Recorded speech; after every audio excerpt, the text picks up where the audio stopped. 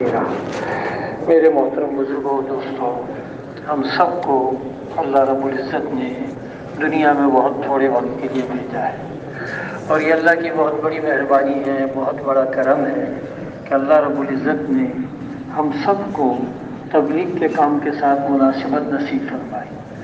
اور یہ سارا مجمع جو اس وقت میں جمع ہے وہ اللہ کے فضل و کرم سے ایسا مجمع ہے جن سب نے ماشاءاللہ 4 مہینے تبلیغ میں لگائے ہیں۔ بہت سے ساتھی ایسے بھی ہیں جو ملکوں میں گئے ہوئے ہیں، بہت سے ساتھی ایسے بھی ہیں جو 1 مہینہ یہاں لگاتے ہیں، 1 مہینہ رائے گڑھ میں لگاتے ہیں۔ تو اللہ کی بہت بڑی کریمی ہے کہ اللہ پاک نے ہمیں اور آپ کو اس مبارک اور عالی محنت میں لگایا ہوا ہے۔ تو ہمارے بڑے فرماتے ہیں کہ اس مبارک اور عالی محنت میں کچھ اعمال ایسے ہیں جن کا اگر آدمی اہتمام کرے نا تو اللہ رب العزت اس کو بہت آگے بھی بڑھاتے ہیں، اور اس کے جان میں، مال میں، عزت میں، آبرو میں، سب میں بہت برکت عطا فرماتے ہیں۔ تو اس میں جیسے مغرب کی نماز کے بعد ہمارے آپ کے سامنے یہ بات آئی کہ اس میں ایک بڑا عمل جو ہے نا دعوت کا ہے، اس کی تفصیل بھی آپ کے سامنے آئی۔ اس کے ساتھ ساتھ ہمارے بڑے یہ فرماتے ہیں کہ اس کام میں دعاؤں کا اہتمام بھی بہت ضروری ہے۔ جتنا آدمی دعاؤں کا اہتمام کرے گا اور جتنی آدمی کی دعا کی قوت و طاقت ہوگی نا وہ اس کام میں بڑھتی جاتی ہے، اور آدمی جو ہے نا اللہ سے جو بھی مسئلہ ہونا وہ اللہ سے طے کرواتا ہے۔ اصل تو سب کچھ اللہ کے قبضۂ قدرت میں ہے، اسی کے اختیار میں ہے، جو اللہ چاہے گا وہی ہوگا۔ ہمارے رسول انور صلی اللہ علیہ وسلم بدر والے دن، بدر سے پہلے والی رات کتنی دعا اللہ سے مانگتے رہے، یا حی یا قیوم، یا حی یا قیوم، اتنی الہ وزاری کے ساتھ آپ دعا مانگتے رہے، اتنی دیر تک دعا مانگتے رہے۔ پھر بدر کا معرکہ ہوا تو بھی رسول انور صلی اللہ علیہ وسلم دعا میں اللہ سے جو ہے میرے محترم جو منت سماجت میں جو ہے مشغول رہے اور اللہ کی منت سماجت کرتے رہے۔ تو اللہ نے ہمیں یہ دعا کا ایک بہت بڑا راستہ دیا ہے، اس کے ذریعے سے آدمی جو ہے نا اپنے سارے کام اللہ سے کروا سکتا ہے۔ ہمارے ایک بزرگ فرماتے ہیں کہ عیسیٰ صاحب رحمۃ اللہ علیہ نے ان سے فرمایا کہ جب آپ لوگ تفقد کرتے ہیں ممالک میں جانے والے احباب کا تو ان سے آپ پوچھتے ہیں آپ کے 3 چلے لگ گئے، آپ روزانہ کتنا وقت لگاتے ہیں، آپ ان کے ساتھ ان سے یہ بھی پوچھتے ہیں کہ آپ جو ہے نا اپنے کام اللہ رب العزت سے دعا کے ذریعے سے، صلاۃ الحاجت کے ذریعے سے کروا لیتے ہیں۔ تو میرے محترم بزرگوں یہ بہت اہم عمل ہے، اللہ رب العزت ہمیں آپ کو اس کا اہتمام کرنے کی توفیق نصیب فرمائے۔ کہتے ہیں انبیاء علیہ السلام، اور پھر رات کے اعمال بہت اہمیت رکھتے ہیں، اور جتنا ہم رات کے اعمال کا اہتمام کریں گے اللہ رب العزت ہمارے دن میں برکت عطا فرمائیں گے اور ہمارے دن کے کاموں کو ماشاءاللہ احسن انداز سے کرا لیں گے۔ تو رات کے وقت میں اللہ سے خوب دعائیں مانگنا، خوب لمبی نمازیں پڑھنا، نماز اللہ نے بڑی نعمت دی ہے۔ ہمارے رسول انور صلی اللہ علیہ وسلم کو رات کی نماز سے بڑی محبت تھی، اور آپ رات کی نماز کا بہت اہتمام فرمایا کرتے تھے، بہت لمبی لمبی، آپ اتنی لمبی رات کی نماز پڑھا کرتے تھے کہ اکثر و بیشتر آپ کے مبارک قدموں پہ ورم آ جاتا تھا۔ ورم آسانی سے نہیں آتا آدمی کے قدموں پہ، اور پھر رسول انور صلی اللہ علیہ وسلم کو جو اللہ نے قوت و طاقت دی تھی اس کا تو کوئی اندازہ ہی نہیں کر سکتا ہے کتنی اللہ نے ہم کو قوت و طاقت دی تھی۔ عام نبی میں کتنی قوت و طاقت ہوتی ہے، تو آپ تو جو ہے آخر الزمان نبی اور سارے نبیوں کے سرتاج تھے اور سارے نبیوں کے خاتم الانبیاء، آپ کے پاس کتنی قوت و طاقت ہوگی، اس کے باوجود آپ کی لمبی نماز پڑھنے کی وجہ سے اکثر و بیشتر آپ کے قدموں پہ ورم آ جاتا تھا۔ تو اللہ رب العزت ہمیں بھی توفیق دے رات کے اعمال کا اہتمام کرنا، لمبی نماز پڑھنا، پھر لمبی دعا مانگنا، کم سے کم آدھا گھنٹہ تو دعا مانگنے کا ہر ساتھی اہتمام کرے۔ تو بھائی سب اہتمام کریں گے انشاءاللہ؟ کون کون نیت کرتا ہے؟ یہاں بھی کریں گے اور ساری زندگی کریں گے۔ یہ دعا ایک دن کی نہیں ہے، دعا جو ہے نا مستقل کرنے کی ہے، اور تہجد کی نماز مستقل پڑھنے کی ہے۔ کہتے ہیں انبیاء علیہ السلام پر تہجد فرض ہوتی تھی، اور اس امت کے پہلے طبقے میں ہوئی، کہتے ہیں تھوڑی وقت کے لیے 1 سال کے لیے نماز فرض رہی، بعد میں جو ہے اللہ رب العزت کی طرف سے رخصت مل گئی، فضائل اس کے باقی ہیں، ہے جی، اور لیکن فرضیت سے رخصت مل گئی، ہمارے رسول اکرم صلی اللہ علیہ وسلم کے ارشاد مبارک کا خلاصہ ہے، میرا دل چاہتا تھا کہ تہجد کی نماز ضروری ہوتی، لیکن امت مشقت میں نہ پڑ جائے، اس کے لیے اس کو ضروری نہیں ہونے دیا، لیکن بڑے فضائل ہیں، اللہ ہمیں توفیق نصیب فرمائے۔ اور پھر ہمارے بڑے حضرت رحمۃ اللہ علیہ، مولانا صاحب رحمۃ اللہ علیہ فرماتے تھے کہ تہجد کے وقت میں قرآن مجید کو دیکھ کے پڑھنے میں جو مجھے انوارات و برکات ملے وہ کسی دوسرے عمل میں نہیں ملے، تو اللہ ہمیں توفیق نصیب فرمائے۔ لمبی راتیں ہیں، لمبی راتوں کے لیے ویسے ہی سردیوں کی راتوں کے بارے میں آتا ہے کہ یہ جو ہے نا ایمان والے کے لیے عید کا زمانہ ہے۔ ایمان والے کے لیے کیا ہے بھائی؟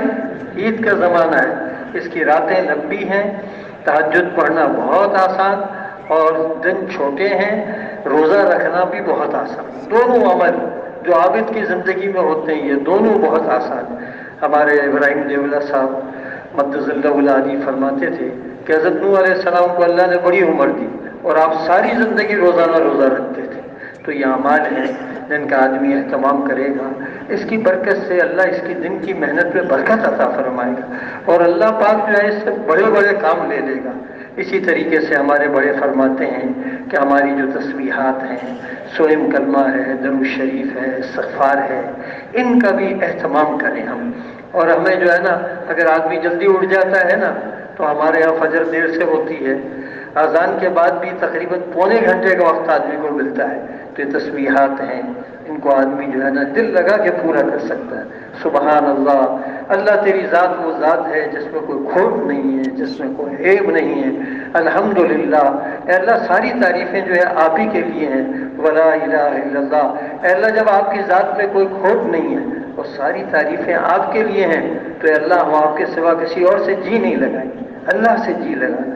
آدمی کا ایسی محبت اللہ کے ساتھ ہو، آدمی کا دل خوش ہو جائے، لفظ اللہ کہہ کر آدمی کا دل خوش ہو جائے۔ ہمارے حضرت شیخ رحمۃ اللہ علیہ نے لکھا ہے کہ بعض جو ہے نا لوگ ذکر جہر ایسا کرتے ہیں کہ ان کے منہ میں تو تراوٹ آ ہی جاتی ہے، ان کے قریب جو بیٹھتا ہے نا اور جو ان کا ذکر سنتا ہے ان کے ساتھ بھی جو ہے نا ان کے پاس بھی تراوٹ آ جاتی ہے۔ تو اللہ ہمیں بھی توفیق نصیب فرمائے ذکر کا اہتمام کرنا۔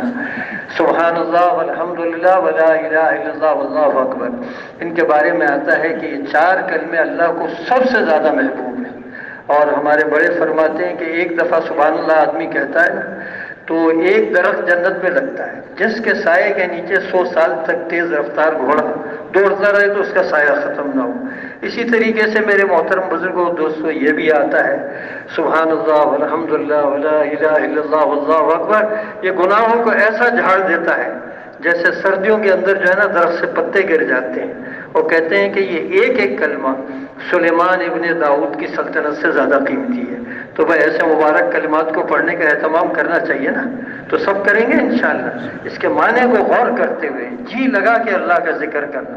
کہتے ہیں کہ کثرت کے ساتھ جو اللہ کا ذکر کرتا ہے، اللہ اکبر، کہتے ہیں کہ اللہ کا ایسے انسانوں کے ساتھ مغفرت کا وعدہ ہے، اور ایسے انسانوں کے ساتھ اللہ کا اجر عظیم کا وعدہ ہے۔ اور حدیث قدسی میں آتا ہے جس کا خلاصہ و مفہوم ہے کہ بندے کے ہونٹ جب تک اللہ کی یاد میں چلتے رہتے ہیں نا اللہ اس کے ساتھ ہوتا ہے۔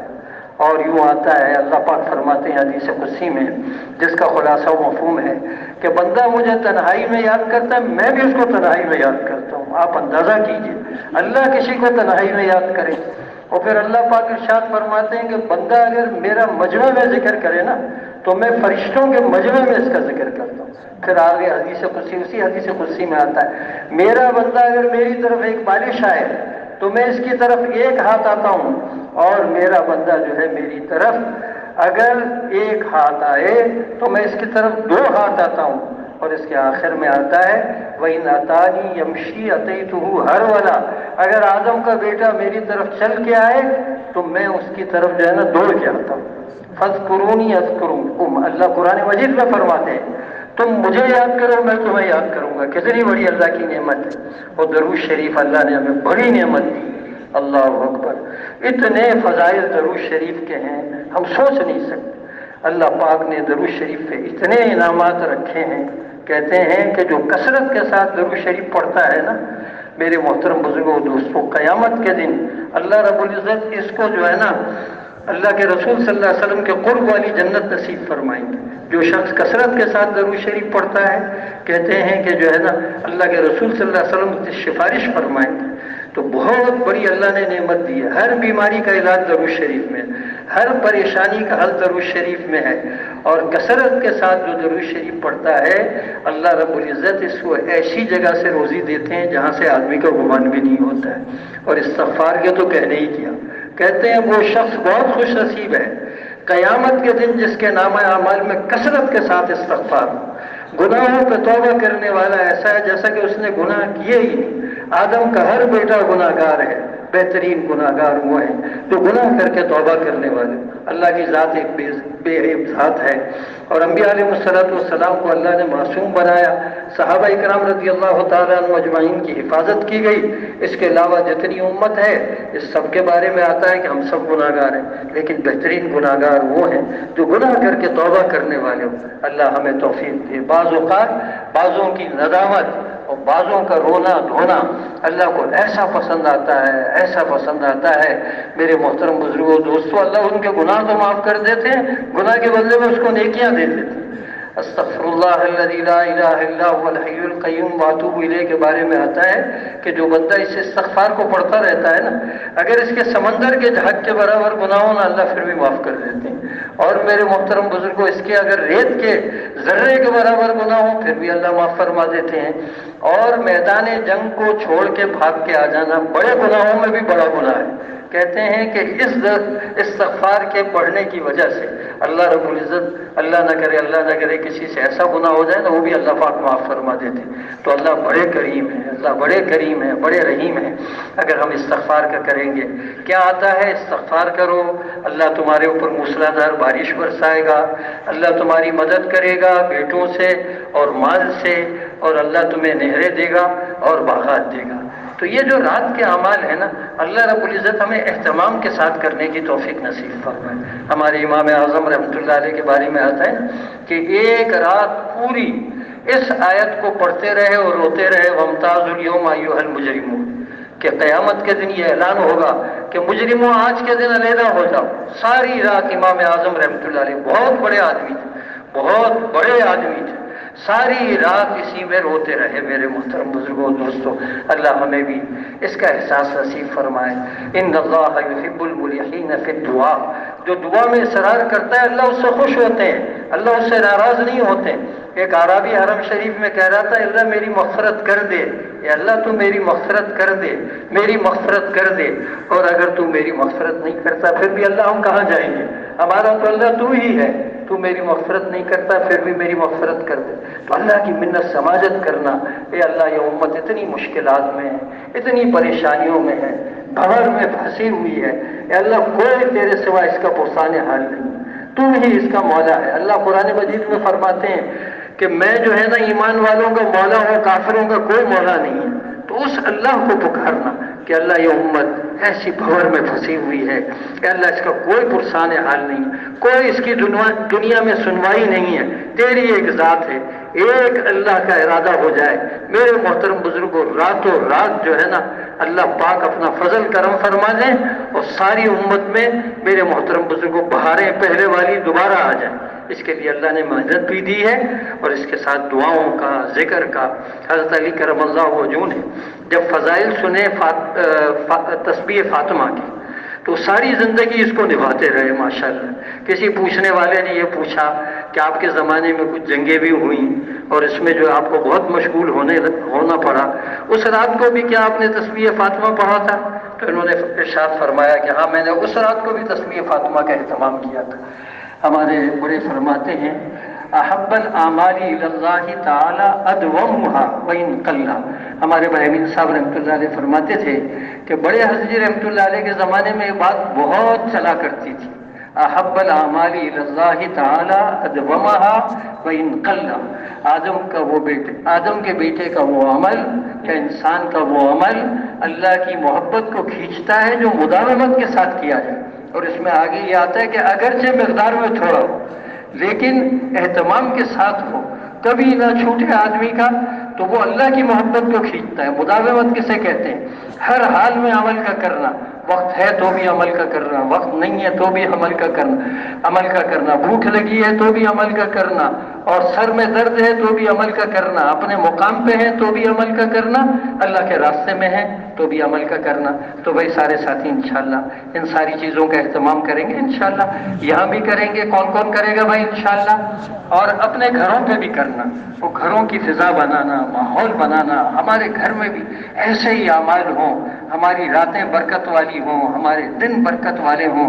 اللہ کے رسول صلی اللہ علیہ وسلم نے اس آدمی کو دعا دی ہے جو خود تہجد کے لیے اٹھے اور اپنے گھر والوں کو بھی تہجد کے لیے اٹھائے، اور اگر اٹھنے میں عورت پہل کرتی ہے تو اللہ کے رسول صلی اللہ علیہ وسلم نے اس عورت کو دعا دی ہے، اللہ رحم فرمائے اس عورت پر جو خود جو ہے نا تہجد پڑھے اور اپنے گھر والوں کو بھی تہجد کے لیے اٹھائے۔